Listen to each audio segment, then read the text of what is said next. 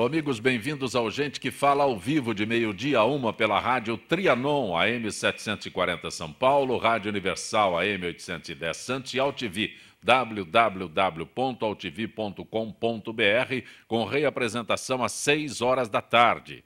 Nosso site www.gentequefala.com.br, nossa página Facebook /programa Gente que Fala, o Twitter @Gente que Fala AM, o WhatsApp é São Paulo 11 974012235 e o telefone à sua disposição, também São Paulo 11 50526622. Participando desta edição de Gente que Fala, subsecretário de Energias Renováveis do Estado de São Paulo, Milton Flávio. Milton Flávio, bom tê-lo aqui, Milton Flávio. O prazer é meu, Zancopé, de voltar aqui mais uma vez, conversando com você, com os nossos amigos e convidados e podendo falar um pouquinho com a gente de São Paulo. Sem ser indiscreto, você esqueceu a medicina de vez? Não, eu continuo fazendo consultório. Isso é a primeira cachaça. Aqui em Botucatu? Em Botucatu, só em Botucatu. Em São Paulo não dá tempo, Zancopé, né? E aqui eu não consigo cumprir com a rotina, então é melhor... Depois o Jaime vai perguntar quanto você gasta de pedágio. Tá? De novo, né? Também conosco o Coronel PM Antônio Ferraz dos Santos. Coronel Ferraz, prazer tê-lo aqui. Prazer é meu, obrigado pelo convite e a participação com esse público muito interessante. A última vez que nos encontramos, o senhor era subcomandante do Corpo de Bombeiros, agora na reserva? Isso, no último dia 7 de dezembro do ano passado, depois de 37 anos. Parabéns. Obrigado. Parabéns. Lamento porque o Corpo de Bombeiros perde alguém muito qualificado, preparado. O Corpo de Bombeiros não, Polícia Militar, não é? Mas não perde não, Jacopé. A gente é exemplo do médico, nosso companheiro, a gente é policial a vida inteira. Também conosco o advogado Paulo Iaz de Moraes, que é conselheiro da OAB São Paulo. Paulo Iaz, prazer tê-lo aqui. O mesmo, Jacopé. Bom dia a todos. É sempre um prazer estar falando do jeito que fala. Você nos trouxe aqui um livro Monitoração Eletrônica, Probação e Paradigmas Penais, é isso? Isso, na verdade é uma obra não feita só por mim, na verdade coube a minha coordenação e escrever um artigo e feita por diversos autores, inclusive de outros países, da Europa, dos Estados Unidos, falando da famosa tornozeleira eletrônica. Aquela que é colocada no tornozeleiro daquele que... Hoje está famosa. Está famosa. Nós temos um caso aí, um do Petrolão, que está monitorado na condição de prisão domiciliar. Mas é um livro específico para advogados? Só advogados têm acesso? Não. Na verdade, a leitura até não é só de juridiquês, ela traz até uma visão interessante de outros autores de outros países, com uma linguagem não tão rebuscada. Acho que aquele que tem interesse no tema não é difícil entender. Também conosco o advogado, economista e empresário Renato de Matteo, que é presidente do PSB Rio Claro. De Matteo, bom tê-lo aqui. Prazer estar aqui de novo, a gente sempre que vem aqui é muito bem recebido e hoje não foi diferente. Zancopé, prazer falar com os nossos ouvintes e quem está nos assistindo também pela internet. Como é que foi a experiência da candidatura? Experiência eleitoral serviu para confirmar que eu gosto de política, viu, Zancopé? Eu digo isso a quem me pergunta. Sem dúvida, nós tivemos uma votação expressiva, tem bastante gente que queria, então, que a gente assumisse um cargo no Congresso. Não deu, nosso partido precisou de muito voto para conseguir assumir esse cargo, mas continuo na política, continuo fortalecido e feliz por ter escolhido entrar na política jovem, né? Acho que foi essa a principal experiência que eu tive nessas eleições. A política municipal vai ter a tua participação? Não sei se direta, mas indireta, com certeza. Diretamente, porque você é presidente do PSB, Milton Flávio. Posso fazer uma pergunta? O Cláudio Mauro continua no PSB por lá? Ou não, já mudou de partido? Cláudio Mauro foi um ex-prefeito, ficou 8 anos à frente da cidade, do PV, e acabou se afastando das eleições por motivo judicial, enfim, está com restrição aí. Mas continua, salvo engano, na política, mas não diretamente, mas continua na cidade, isso eu posso dizer. Eu conheço o Cláudio Mauro porque ele é professor da Unesp, como eu.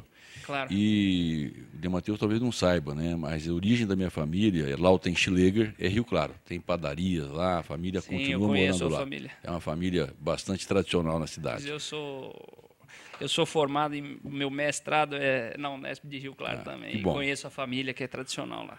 Neste Gente que Fala, vamos falar sobre obras contra a falta d'água no PAC. O governo de São Paulo pediu à presidente Dilma Rousseff que 7 das 8 obras previstas contra a crise da água sejam incluídas no Programa de Aceleração do Crescimento PAC. O objetivo, segundo o secretário de Planejamento, Júlio Sebeghini, é que o Estado possa se beneficiar do regime diferenciado de contratação que dispensa licitações para acelerar a conclusão das obras. Milton Flávio, do advogado Iaso, de Mateu, Coronel Ferraz, as ordens. Eu acho que é muito importante. O governo federal arrecada a maior parte dos seus recursos aqui no estado de São Paulo e devolve muito pouco. Não é por outra razão que o PT vem perdendo espaço de maneira progressiva, continuada e agora acelerada aqui em São Paulo. Acho bom, mais do que promessas, de fato, o governo federal começar a devolver um pouco dos muito que os paulistas mandam para Brasília. Mais do que isso, talvez nós também tenhamos uma disputa entre a política administrativa e a política partidária. O que nós não podemos esquecer é que aquele que é eleito ele tem que estar lá para servir ao cidadão que votou nele, né? Então, o governo federal, acima das diferenças partidárias, deve sim... E também em quem não votou. Em quem não votou. Não é só em quem votou. Um político, tem que atender não apenas quem votou nele. Sim, sim. A quem votou, não nele, sim. Ao Perfeito. Cidadão, como quero dizer. E dizer que o governo federal é quem fica realmente com a principal parcela da divisão tributária, né? Então, não é mais uma questão opcional, escolher ou não se vou fazer um investimento num Estado que não é representado pelo meu partido. O que nós temos que pensar é que o investimento deve ser feito onde ele está precisando ser feito, né? Um problema que, pelo menos que eu vejo nessa matéria, é a dispensa da contratação, ou seja, das licitações. Isso é grave. Ou seja, só depois que o problema acontece que há planejamento nesse país. Ou seja, o problema da estiagem já é de longa data. Tanto em nível... E aí não tem licitação. Hein? Não, fica sempre esperando o problema de São Pedro. Não tem licitação. Então, isso é muito mais grave. O ponto-chave é esse daqui. Ou seja, vai cobrir a cama com um lençol curto e colocando dificuldades para ter facilidades. Isso é o problema sério, que nós que vamos pagar essa conta, e só Deus sabe quanto será essa conta. Doutor Paulo Iaz, eu reservei o final aqui exatamente por esse item que o Coronel Ferraz fez uma ressalva. Dispensa de licitação. Na verdade, eu ia comentar dois aspectos. Um deles é essa questão. O primeiro é a importância da discussão da água, que esse problema veio para ficar, ele precisa ser pensado de outra forma. Não podemos mais acreditar em São Pedro. Isso é uma verdade. Então, precisam pensar de outra forma, com outros países que têm dificuldade com água, pensam. Solução trazendo água do mar, eu não sei. Mas as pessoas, os técnicos dessa área, precisam trabalhar e pensar, e é lógico, isso vai exigir enorme investimento. Outra questão importante, e isso impacta diretamente no que já está acontecendo hoje, com os principais proprietários das maiores construtoras desse país presos, quais serão as construtoras que, enfim, abraçarão essas obras. E nessa modalidade de licitação, o PAC, a lei específica que estabelece e regulamenta essa possibilidade, ele possibilita essa contratação de licitação na perspectiva de que isso seja feito uma contratação mais rápida, porque normalmente um processo licitatório dessa natureza demora quase 1 ano. Então, o objetivo, quando a lei criou essa possibilidade, era que o processo de contratação fosse mais rápido. Mas é lógico, uma situação como essa emerge nas nossas cabeças, até porque estamos assistindo a algo inédito nesse país, a que valor e a que custo para a sociedade isso vai acontecer? Quanto que vai custar cada litro de água para o paulistano? Essa é a pergunta que tem que ser feita, e eu acho que precisamos criar metodologia de controle e fiscalização. Isso é inevitável, para que, mesmo que seja por uma modalidade sem licitação, na contratação de emergência, que esses contratos sejam feitos de forma idônea e correta, para que a gente não tenha que novamente assistir ao que nós estamos assistindo hoje com Petrobras e outras empresas que agora parece que também estão envolvidas em situações parecidas como essa. Eu acho que isso é muito importante e, no caso do Brasil, não seria necessário que a gente tivesse a preocupação que tem, por exemplo, Israel e outros países de dessalinizar a água do mar. Nós temos em São Paulo o aquífero Guarani, que, de maneira competente, de maneira consciente e responsável, poderia ser explorado de maneira adequada. Eu conto sempre essa história, Zancopé, acho que já falei aqui no programa em outras ocasiões. Quando eu assumi o IANSP como superintendente, o nosso hospital tinha como segunda maior despesa a água, só perdia para medicamento. E a gente, naquela ocasião, furou 2 poços artesianos, num processo licitatório, onde ganhou a empresa que nos dava o maior desconto no preço da água, e nós não gastamos nada e passamos a economizar R$150 mil mês com essa modalidade. Naquela ocasião, eu me lembro que eu procurei o governador Geraldo Alckmin, candidato ao governo, sugerindo que essa mesma alternativa fosse utilizada. Por quê? Porque em hospitais públicos e em várias outras situações, você pode, com um poço artesiano, naquela ocasião a demanda não era tão grande, portanto, os empresários se dispunham a perfurar o poço num contrato de risco, onde eles se dispunham a perfurar o poço e vender a água para a gente. Eu dizia, olha, a Sabesp pode ganhar 30%, 40%, né, delegando, abrindo um processo licitatório, as pessoas perfuram os poços, a Sabesp não investe nada e vai ganhar 40%, 30% só na venda da água, ao rotular a água como água da Sabesp. Naquela ocasião, essa premência não era tão grande, a preocupação não foi considerada. Mas, de qualquer maneira, hoje você vê como uma alternativa, o próprio Haddad fala nisso, e é uma alternativa viável. São Paulo tem água sim, né? Agora, precisa de maneira disciplinada, programada, né? Porque também me incomoda muito isso, né? Eu diria até, com todo o respeito que eu tenho pelo Júlio, eu acho que a vantagem de incluir no PAC é porque isso recebe recursos federais. Mas eu concordo com o nosso jurista, né? Abrir mão de licitação num país onde, com licitação, você já tem tanta porcaria feita, melhor não. Melhor já não. Favorece tanto, né? Esses 40, só para registrar, esses 40% que o Milton Flávio se refere da Sabesp é pela utilização da rede de esgotos, né? A Sabesp não, nesse caso não. É assim, é só na própria água, Zancopé. O poço era perfurado. Aqui no servidor público? No servidor público, ali era uma área de antigo Pedro pântano, Toledo, né? Isso, na Pedro Toledo, você tirava a água e nós pagávamos 30% menos, 35%, se não me engano, do que eu pagava pela água, né? E eu, inclusive, nunca gastei, em termos de volume de água consumido, o mesmo que a Sabesp me cobrava. Porque, provavelmente, entre o cano da Sabesp e o servidor, deviam ter perdas reais. É porque é um encanamento muito antigo. E como o poço era furado dentro do próprio IANSP, né, essa água era de qualidade, era usada, inclusive, para fazer hemodiálise e não tinha perdas. Portanto, eu nunca atingi o mesmo volume de água que eu pagava anteriormente para a Sabesp. Perfeito. Você está acompanhando Gente que Fala pela Rádio Trianon. Conosco o subsecretário de Energias Renováveis do Estado de São Paulo, Milton Flávio, advogado Paulo Iaz de Moraes, é conselheiro da OAB, o advogado economista e empresário Renato de Mateu, que é presidente do PSB em Rio Claro, o coronel PM Reserva Antônio Ferraz dos Santos. Eu repito, né, o coronel Ferraz, a última vez que estivemos juntos, ele era subcomandante do Corpo de Bombeiros Metropolitano e nos já informou que no final do ano, eu digo desistiu, né? Foi um período fantástico na minha vida, mas a gente tem um novo ciclo. O senhor tem livros e tudo mais sobre segurança. Eu sou mestre em educação na área de acidentes, tenho alguns livros. Tem que trazer na próxima oportunidade. Acidente e é um problema de saúde pública no nosso país. Pois bem, vamos falar sobre geração de energia renovável no país. O incentivo à geração própria de energia em vigor há 2 anos ainda não foi suficiente para popularizar a adoção das fontes renováveis. Segundo a Agência Nacional de Energia Elétrica, só 255 clientes aderiram ao sistema que dá desconto para quem produz a própria energia e compartilha com a distribuidora. O número é o dobro do início do ano, mas ainda irrelevante frente aos 75 milhões de consumidores do país. Direto para você, Milton Flávio. Na verdade, essas coisas não aconteceram de forma adequada por falta de planejamento do governo federal. A primeira questão que precisa ser levantada é que, para que o cliente possa usufruir ou investir nessa direção, ele precisa ter a garantia de um retorno e de algum grau de economia, né? Não dá para imaginar que o cidadão comum queira investir para preservar o planeta. Deveria.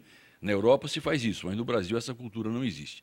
E, infelizmente, Zancopé, quando a proposta foi feita, e ela era adequada, não se combinou com o CONFAZ e nem com as secretarias da Fazenda dos estados a não cobrança do ICMS, que passou a ser cobrado nas duas direções. Vou dar um exemplo. Você, na sua casa, coloca lá placas fotovoltaicas para gerar a sua energia. E você gera 100 quilowatts por dia. Estou dando um exemplo exagerado, né? Números redondos. Estou dando só para a gente ter uma ideia, né? O 100 quilowatts por mês, que seria o seu consumo, um pouco menos do seu consumo. Como esse consumo não se faz no momento da geração, parte dessa energia ela é despachada, entre aspas, ou ela é emprestada para a sua distribuidora. Como você está gerando uma energia, hoje você paga o ICMS dessa energia gerada. Bom, você emprestou para a distribuidora, à noite essa energia volta para você, porque você voltou para casa. E você gasta 150 quilowatts no mês. Em tese, você deveria estar pagando apenas e tão somente pela diferença, os 50 megawatts que você pegou da distribuidora, porque sem você fez a sua autoprodução. Hoje não. Você paga o ICMS do 100 que você gerou e dos 150 que você recebeu de volta. Isso inviabilizou o processo. Graças a uma iniciativa nossa, aqui em São Paulo, apoiada pelo MIDIC, pela Secretaria da Fazenda, e agora me parece que também Goiás entrou com uma proposta equivalente e talvez até mais adequada, esse programa, ou esse projeto, ou essa questão está em discussão no CONFAZ. Resolvido isso, eu posso dizer para você que, de uma maneira mais forte, você vai ter uma adesão ainda maior. A segunda questão que me parece importante e que o governo federal não teve a coragem de assumir é o leilão regional por fonte. Por quê? Porque, por exemplo, a energia eólica ela é muito barata no Nordeste, porque o vento lá é mais forte. Em compensação, você precisa fazer linha de transmissão para trazer energia do Nordeste até aqui. Nós sabemos que muitas das usinas ou das fazendas eólicas que foram lá construídas estão recebendo há muito tempo, algumas há mais de um ano, sem gerar nada. Por quê? Porque a transmissão não foi feita. Em compensação, em São Paulo, a energia custaria um pouquinho mais cara, porque o nosso vento é um pouco menor. O vento é mais fraco aqui. Sopra um pouco menos, é uma realidade. O que eu posso fazer? Né? E por outro lado, a nossa... Já fiz essa pergunta e repito. Sopra menos aqui em São Paulo. Nós temos uma velocidade de vento talvez 20% menor do que o vento que sopra no Nordeste, sobretudo no Rio Grande do Norte e no Ceará. Por outro lado, a nossa terra é mais cara. E você precisa competir com a sua utilização, que aqui é feita por uma agricultura muito mais consistente do que no Norte e no Nordeste, né? E, por outro lado, né, competir, inclusive, por exemplo, com a cultura da cana. Então, o empreendedor, ele quando vai alugar, ou ele vai comprar terra, ele está competindo com outras alternativas para o dono da terra, que são mais viáveis economicamente. Você paga um pouco mais caro. Na nossa opinião, né, esse tipo de investimento e esse, não diria subsídio, mas esse apoiamento, como foi feito no Proinfa, deveria ser feito nos estados. Como é que você resolveria isso? Fazendo o que São Paulo pretende fazer ainda no primeiro semestre do ano que vem, que é um leilão regional e por fonte. Né? Isso é uma coisa que pode resolver, pode ajudar, né? E São Paulo hoje já é reconhecido. Só para dar um detalhe, São Paulo não era sequer considerado no passado quando você falava em investimento fotovoltaico. No último leilão de reserva que a ANEEL fez, São Paulo só perdeu para a Bahia. Coronel? Não, eu estava ouvindo as considerações do nosso especialista e secretário responsável, Zancopé. Me veio à mente uma coisa nesse país, né? A seriedade com relação ao compromisso, ao contrato social. Quando se fala, por exemplo, em novas energias, né? Me veio o álcool, que não foi levado a sério, e tantas outras situações que não há uma responsabilidade política no país de quem faz a gestão. Me veio também o problema do gás, que foi transferido para as empresas e houve um problema federal lá com o grande fornecedor que não cumpriu o contrato. E as empresas ficaram na mão,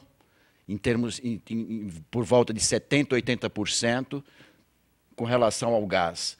Então, o país não tem uma seriedade com relação à energia, principalmente aos concessionários, de fazer e de aplicar aquilo que ganha, ou pelo menos uma percentagem, na renovação.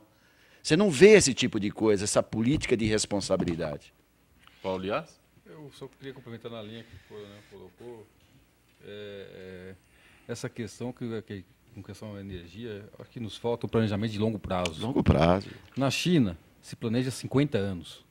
Eles pensam e planejam o que vão fazer daqui a 50 anos. Com isso, eles conseguem projetar e pensar um desenvolvimento orgânico e sustentável para toda a metodologia. Isso em porto, área de energia. E o que a gente vê aqui é que a coisa é tudo feita por moda, né? Coitado dos plantadores de cana-de-açúcar do nosso estado. Estão todos quebrados. Por quê? Porque abandonaram o projeto de uma energia renovável. Saiu da moda. E sem contar que transfere para o brasileiro, para o cidadão, a responsabilidade. Eles não cumprem, o governo federal, o estadual, quem quer que seja, não cumpre o contrato social.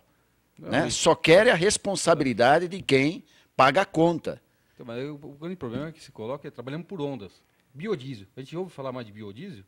E aqueles que arriscaram investimento, fizeram plantação, construíram as usinas de biodiesel, estão abandonados. Isso nos lembra do ciclo do ouro, o ciclo do café.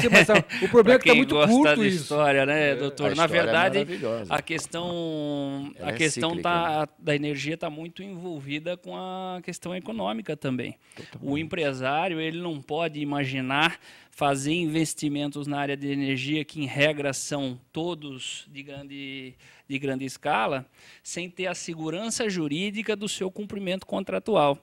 Então aí o doutor vai poder nos ajudar em relação a isso, mas o empresário ele precisa de segurança e o mercado funciona pela credibilidade. Mateus, você é jovem, mas quando o coronel fala de compromisso, havia uma propaganda carro a álcool, você ainda vai ter um. Mas eu me lembro, década de 90... Não, mas você medindo, fazendo essa mesma colocação, incentiva-se a aquisição do veículo e se investe muito pouco, por exemplo, no transporte.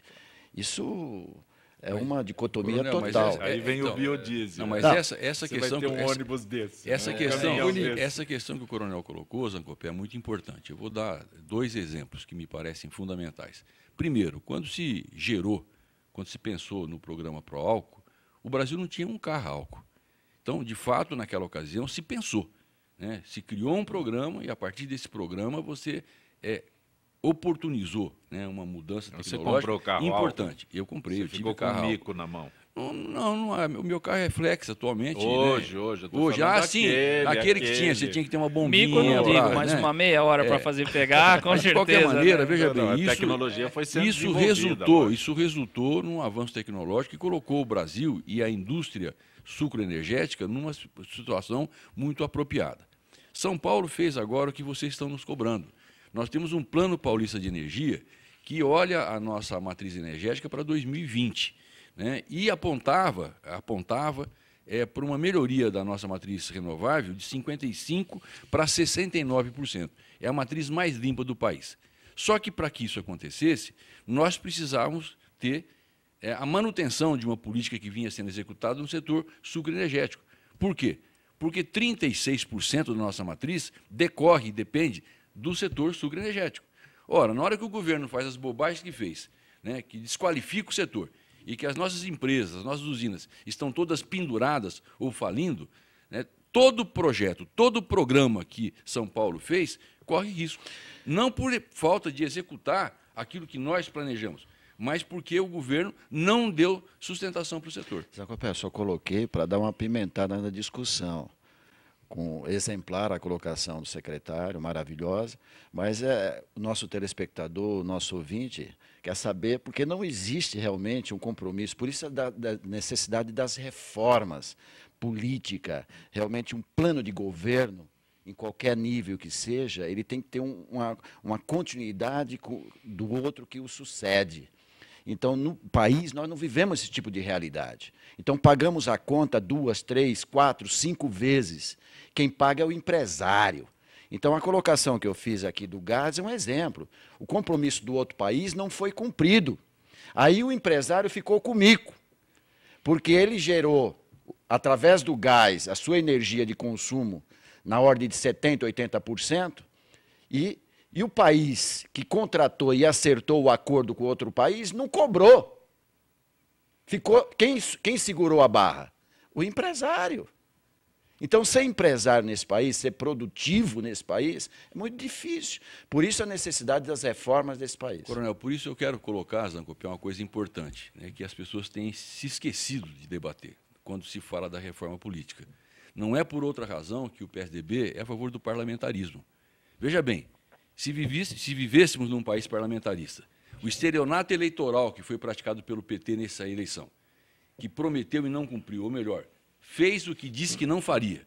Nos primeiros 15 dias, tudo que a Dilma disse que não faria, ela fez.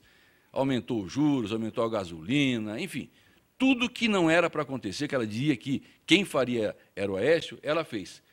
Num país parlamentarista, sabe o que aconteceria? Daqui a um mês nós teríamos uma nova eleição. Né? O parlamentarismo é quase um PROCON do governo. Né? O governo não cumpre, o governo não executa o que acordou com a sociedade em seguida, automaticamente, dá um voto de desconfiança no governo e muda o governo. Né? Eu acho que essa é uma questão que precisa ser muito bem pensada. Não dá mais para você viver num país onde 15 dias depois de terminada a eleição, você assiste o governo fazer tudo o que disse que não faria, porque já ganhou a eleição. Eu preciso ir para um intervalo comercial neste instante. Você está acompanhando Gente que Fala pela Rádio Trianon, AM 740 São Paulo, Rádio Universal AM 810 Santos, AltV www.altv.com.br. Retornaremos em instantes.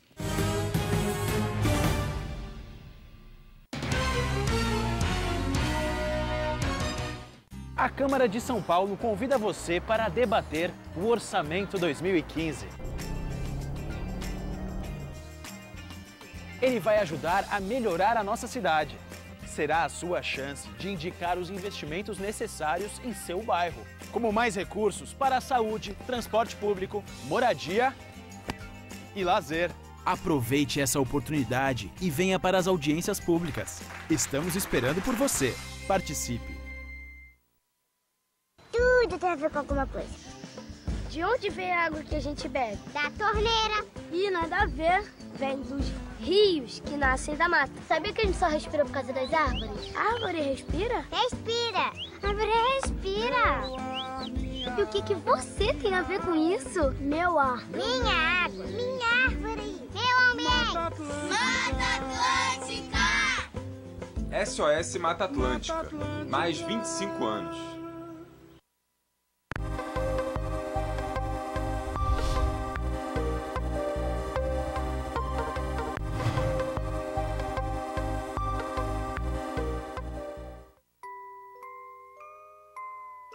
As nossas recordações são os nossos maiores tesouros. Carregamos durante toda a nossa vida. Manipular, distorcer ou implantar falsas memórias, além de ser uma violência, é crime. Somos responsáveis por esse tesouro. Não promova alienação parental.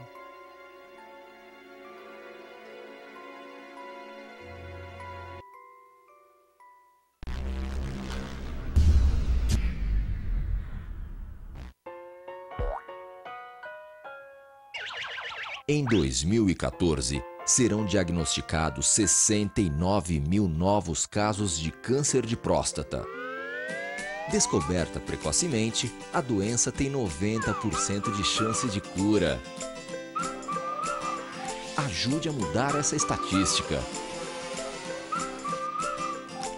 Compartilhe a informação de que cuidar da saúde também é coisa de homem. Drible o preconceito. Mês Mundial de Combate ao Câncer de Próstata. Novembro Azul.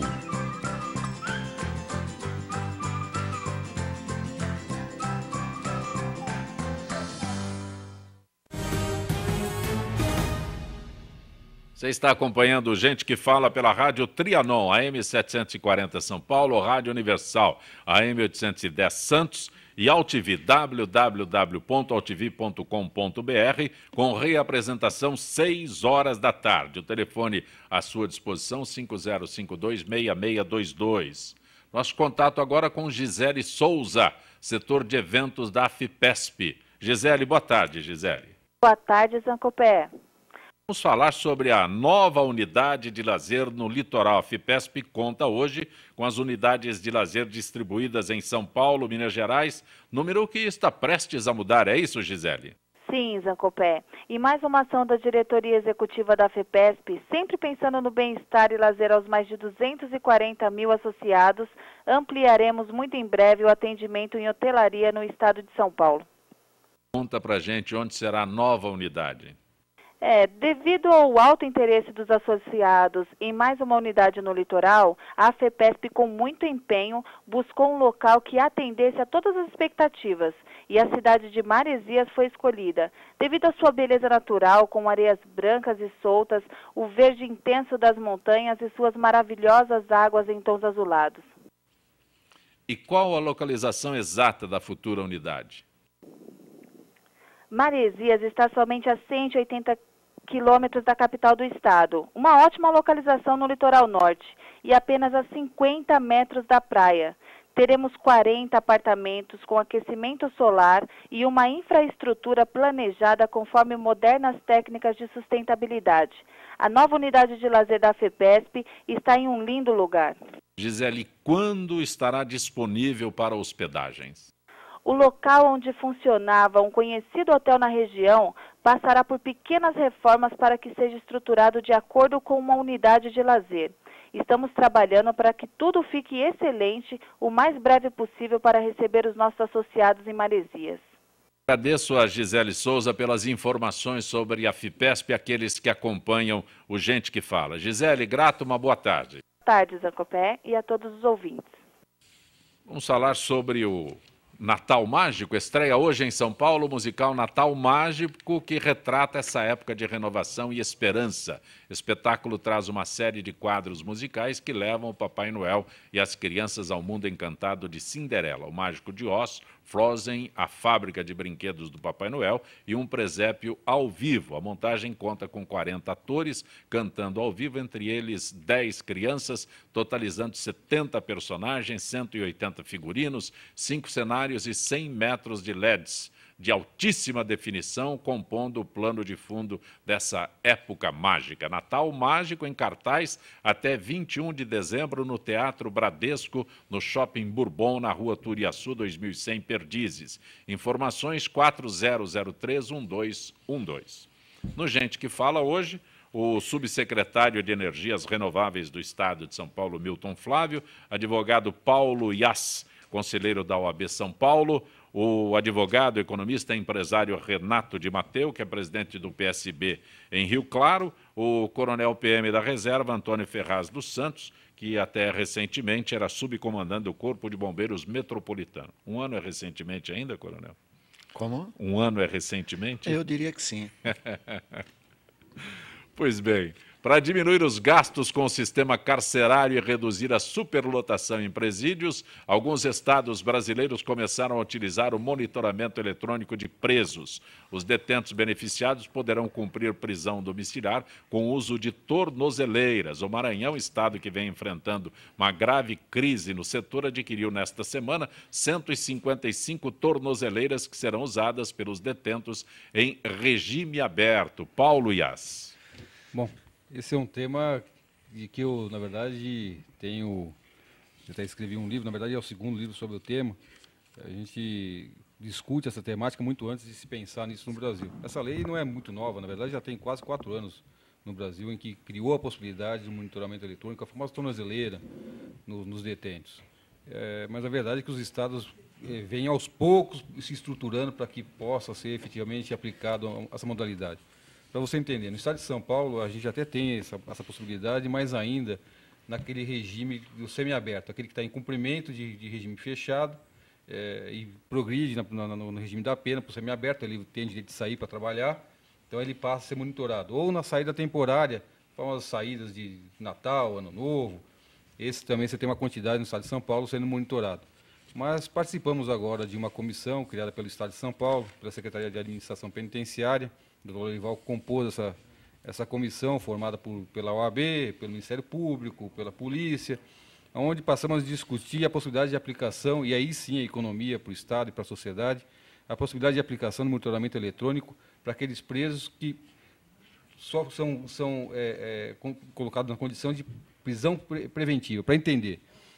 Se eu estou respondendo um processo por algum motivo e por algum fundamento, o juiz entende que eu devo permanecer preso no curso do processo, então ainda não estou condenado, eu estou respondendo ao processo, criou-se a possibilidade, alternativamente, porque a prisão deve ser sempre a última ratio, porque é uma medida extremamente severa ao ser humano, a possibilidade para alguns tipos penais e para alguns tipos de situações, a possibilidade, em vez de você colocar esse cidadão dentro do sistema carcerário, que na verdade é a grande escola da criminalidade, você mantê-lo no regime de prisão domiciliar ou com limitação de horário e locais para ser frequentado, monitorado. Então você teria absoluto controle com custo, e aí, para vocês entenderem o que eu estou falando, um preso hoje no sistema penitenciário custa cerca de R$2.000 por mês. Esse é o custo que a sociedade paga para ter o cidadão encarcerado. E numa situação que você sabe que não recupera ninguém. Ninguém tem a ilusão que o sistema penitenciário... Não, mas a prisão não é uma escola. A prisão é para punir o cidadão. Não, o cara que vai para a cadeia está sendo privado da sua liberdade. Mas esse é um conceito medieval da pena.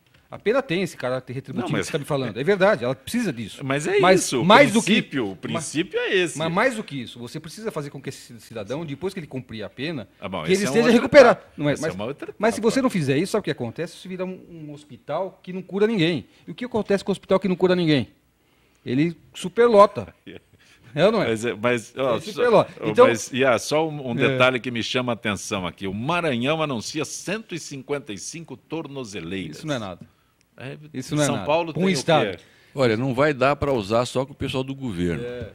Não vai resolver nada. Mas talvez eles estejam trabalhando, pensando nisso, no modelo experimental, porque o Estado de São Paulo também pensou essa modalidade. São Paulo tem quanto? Tem essa informação? Eu não tem sei essa informação. Para a modalidade da saída temporária do semiaberto, você tem hoje 4.900 pessoas sendo monitoradas de forma ordinária. Ordinariamente você tem essas pessoas.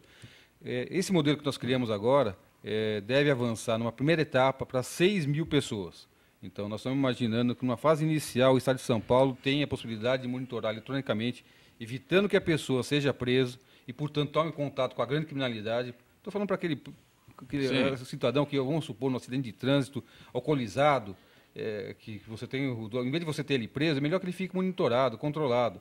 O furto, dependendo do cidadão, em vez de preso, monitorado. Ele pode roubar monitorado, é isso? Não pode. Ele vai ter que, no regime de prisão domiciliar, ele não pode sair de casa. Tá certo. Mas eu não estou falando do roubo, estou falando do furto. O furto é diferente do roubo. O roubo é o emprego de violência. Como leigo, eu uso o termo entender isso. Sem qualificação. É importante que o público saiba uma linha de procedimento. A política federal não quer ninguém preso. Esse é o fato, né? Diferente de uma política americana, por exemplo. Nos Estados Unidos tem 2 milhões de capacidade de ter gente presa em cárcere privado. E mais 2 milhões de espaços vazios para colocar mais 2 milhões. No Brasil não é assim. A política federal que colocou, são linhas de procedimento, é colocar gente na rua, não prender ninguém. Porque prender custa caro. 2.000 é para manter o indivíduo, só que ele também recebe um salário, a família dele recebe. Então, não prender ninguém, isso gera impunidade. É um problema sério, eu vivi isso 37 anos na minha profissão. 100.000 homens e mulheres da Polícia Militar do Estado de São Paulo, prende, leva na delegacia e o indivíduo sai muitas vezes na frente do policial, porque tem toda a ordem administrativa e funcional, a burocracia. O indivíduo sai antes. Quando chega lá, já tem meia dúzia de advogados para receber aquele indivíduo. Então, existe toda uma legislação, há necessidade de uma reforma política, como o nobre companheiro colocou. Os presídios são escolas de formação criminal. Tem que pensar, sim, porque qualquer um pode cometer um crime. Qualquer um de nós pode cometer. Você pode atropelar alguém e essa pessoa morrer, você cometeu um homicídio. Se ele foi qualificado ou não, se ele foi culposa ou não, aí é outra situação. Mas qualquer um de nós, numa discussão familiar, empurra a pessoa bate a cabeça, essa pessoa morre. Todos nós podemos cometer um crime e ir para uma situação, um presídio, a exemplo dos que estão aí. Então, custa caro, os estados não querem em fazer um investimento, não dá retorno político, não tem toda uma situação de acompanhamento do presidiário, então não tem uma reeducação, então vira terra de ninguém. É isso que o nosso telespectador, o nosso ouvinte sabe disso. A impunidade gera uma série de consequências que nós assistimos. Mateus? Eu primeiro estou curioso aqui, doutor, para te fazer uma pergunta.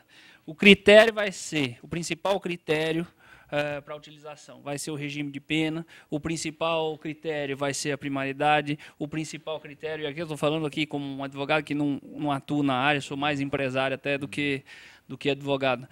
Para que a gente possa entender também um caráter de justiça em cima dessa nova manutenção aí de pena, né? Na verdade, você tem vários critérios a serem observados para a possibilidade de aplicação do monitoramento eletrônico. Entre eles, o tipo de crime que você cometeu.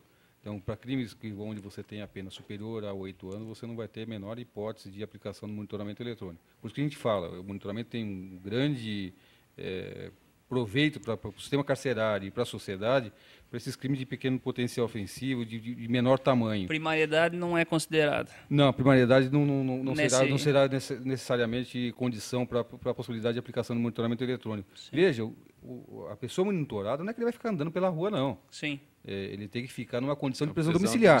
Né? E eu participei já em outros países e fui conhecer como isso funciona em outros países.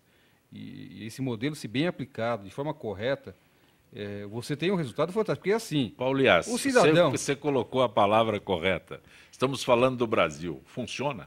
Eu acho que funciona. Escuta, você acha? Eu acho que funciona. Veja, eu vou te dar aqui como exemplo. O Estado de São Paulo já faz monitoramento eletrônico de pessoas na saída temporária. E o resultado é positivo. O índice de pessoas que deixam de regressar ao sistema quando saem para o trabalho ou na saída temporária é bem menor do que aquele que não sai sem estar monitorado. Então é sinal do quê? Está funcionando, ok? E aí, assim, a gente precisa acreditar que as pessoas podem fazer coisas sérias e não achar que lá fora fazem melhor que a gente. A gente precisa fazer igual. Eu sou absolutamente favorável e eu diria que o Dr. Paulo falou por mim. Né? Eu acho que a coisa mais importante, Zancopé, é essa visão que foi colocada pelo coronel também. As nossas cadeias, mais do que masmorras, eu diria que não são escolas, são universidades do crime. E na falta de alternativas, né, ou de penas alternativas que não podem ser aplicadas, porque você não tem o controle para restringir ou para impedir que esse cidadão que está em conflito com a lei, né, você acaba colocando ele na cadeia. Eu sei que num país violento como o nosso, em situações como as que vivemos hoje, há uma tendência natural da sociedade de rejeitar e de encarar o cidadão em conflito com a lei como um bandido irrecuperável. O coronel falou bem, né? Nenhum de nós está livre de um acidente. E eu digo isso, né, como médico que sou, né, quantas situações de risco eu passei no exercício competente da minha profissão. Na própria residência, né, um indivíduo, às vezes, alcoolizado, no decorrer de uma festa, não precisa ser um alcoólatra, mas naquele momento, às vezes até numa festividade, ele pode se exasperar, agredir, não precisa matar não, ele pode machucar uma pessoa. Nesse momento, se você não tiver essas alternativas, ou o indivíduo que foi numa festa, foi num casamento da filha, voltou dirigindo porque é um hábito arraigado na população, foi pego numa blitz, né, fez o exame, ou houve um acidente, não estou aqui defendendo esse tipo de situação, mas você não conserta isso, você não resolve isso, né, prendendo o indivíduo. Então, nos países desenvolvidos, você tem alternativas. Você oferece ao cidadão como castigo, né, como pena, penas alternativas que, na verdade, contribuem muito mais com a sociedade do que a reclusão, que não constrói, não ajuda e onera o Estado. Então, eu só sou totalmente favorável, acho que nós não podemos perder a perspectiva de que a prisão é punição, mas o desejo de uma sociedade evoluída é que esse cidadão possa voltar ao convívio social, né, e voltar a ser um indivíduo produtivo. Né? Então, eu acho que isso é muito bom, comemoro que São Paulo esteja fazendo isso e, sobretudo, fazendo isso ouvindo aqueles que têm competência. Né? Não é uma decisão draconiana, uma decisão unipessoal de um governador ou de um secretário. Só para deixar isso bem claro, porque as pessoas não ficam com uma sensação errada. O crime cometido mediante violência, esses crimes que na verdade preocupam a sociedade, porque a grande tensão social, especialmente nas grandes cidades hoje, é o roubo, é o latrocínio. Não dá para imaginar que o monitoramento vá ser aplicado em qualquer hipótese para esse cidadão. Não tem hipótese. É nesse caso aí, específico coronel, que eu referi. A prisão... Você não tem essa hipótese. E aí também vamos ser francos. Temos um problema também sério com relação aos crimes cometidos mediante violência. E aí vamos de novo a esses dois tipos penais que mais deixam a gente aflito. O latrocínio e o roubo. Por que eles não deixam tão angustiado e ele só cresce a cada mês? Porque o índice de solução desse crime, não só em São Paulo, isso é quase que geral, a gente faz a análise das grandes cidades, isso é um problema epidêmico das grandes cidades hoje. O índice de solução da Polícia Civil, e não é a Polícia Militar que vai resolver isso, é a Polícia Civil, a Polícia Investigativa, é de 5%. Eu costumo dizer o seguinte, o criminoso, quando acorda de manhã, ele não pega o Código Penal, vou ver aqui qual é o crime que é mais fácil, não, esse aqui a pena é pequenininha, 2 anos só, então eu vou nesse. Não é isso, ele faz análise de risco. Ele flui de um crime para o outro. Se o roubo, a chance de ser eu pego é pequena, eu vou nesse. Não tem uma época que estava uma loucura de pessoas sendo sequestradas? Porque não estavam conseguindo arranjar solução. A polícia se organizou, criou uma delegacia especializada, a verdade é que a iniciativa privada ajudou e formatou essa delegacia e aparelhou ela de forma correta. O que aconteceu com o índice desse crime? Despencou. É assim que se resolve o crime. Então, para crimes dessa natureza, latrocínio e o roubo, e aí, meu secretário, o nosso governador vai mal nesse tema, hein? Vai mal. Porque talvez ele nunca tenha entrado numa delegacia. Porque quem entra numa delegacia e vai numa sala de investigação, só por Deus ele vai achar um autor de um roubo ou de um latrocínio. Porque lá só você vai encontrar uma mesa e uma cadeira. Eu ouvi muito debate sobre a criminalidade nas eleições, mas ninguém conseguiu falar isso.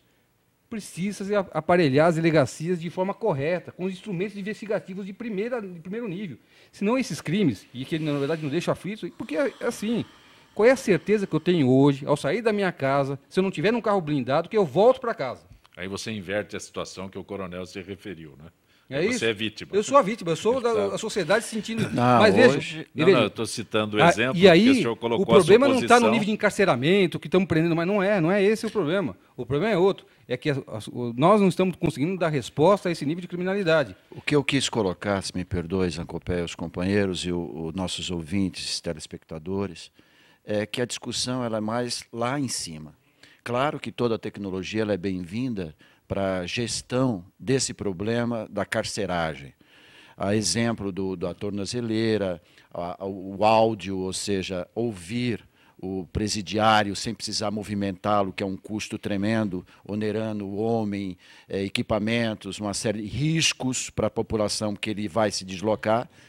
A tecnologia é maravilhosa, mas eu acho que nós devemos discutir, e gente que é especializada e que tem poder de decisão, os nobres, os juristas, a reformulação do Código Penal, que é da década de 40. Então, toda essa análise, e na minha discussão eu coloquei de imediato, essa é uma política federal de não encarceramento. Então, essa política federal de não encarcerar é uma política que precisa ser analisada. Também não é verdade isso. Isso acontece. O Brasil já é o 4º país no mundo em nível de encarceramento. Não, nós temos... só perdemos para os Estados Unidos, China e Não, Rússia. vamos lá, nós temos 400 também, né? mil presos encarcerados. 750 mil presos no Brasil.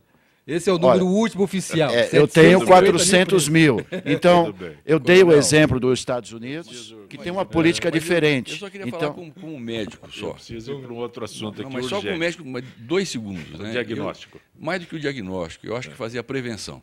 Né? Não criar Concordo uma política plenamente. adequada, geração de emprego, qualificação de mão de obra, oportunidade para o jovem, que com certeza, com isso, muito mais do que com tornozeleiras e cadeias, nós vamos diminuir o problema da criminalidade e da violência no Brasil. É que eu quero, rapidamente, com o Di Matteo, que é economista, me deu um cenário pouco tempo para você.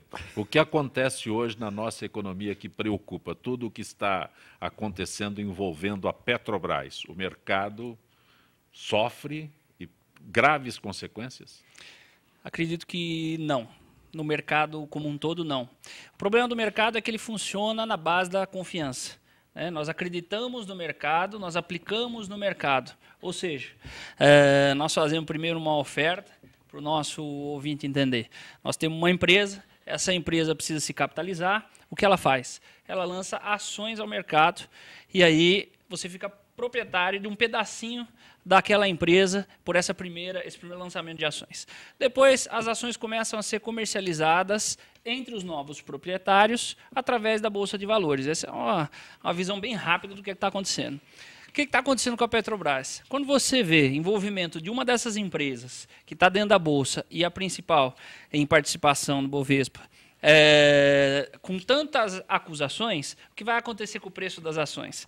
Então, o preço das ações vai despencar. Está despencando. E vai despencar. Porque os donos dessas ações falam, olha, tem um pedaço de uma empresa que não é séria. Se ela não é séria, eu não quero ter um pedaço dessa empresa. Ela não vai me dar o lucro necessário, eles estão gastando meu dinheiro de forma errada. Esse é o pensamento do investidor. Por que eu digo que pode ser que isso não atrapalhe tanto? Porque o mercado não se resume a Petrobras. E você me perguntou do mercado, não da Petrobras. Agora, vai atrapalhar a empresa Petrobras? Vai, com certeza vai. O primeiro ponto da empresa Petrobras que nós temos que corrigir é uma política empresarial de governança corporativa dentro daquela empresa. A Petrobras ela é alvo de políticos não faz só 10 anos. Ela é alvo de políticos há muitos e muitos anos. O que nós precisamos, sem dúvida nenhuma, o primeiro caráter de seriedade que nós vamos enxergar dentro da Petrobras é que aquilo lá se transforme realmente numa empresa e não numa extensão do governo federal, que é isso que a gente vê. E, principalmente, numa extensão do governo federal loteada, que é isso que a gente vê também. Perfeito. Carlos do Tatuapé, as perguntas daqueles que ligaram.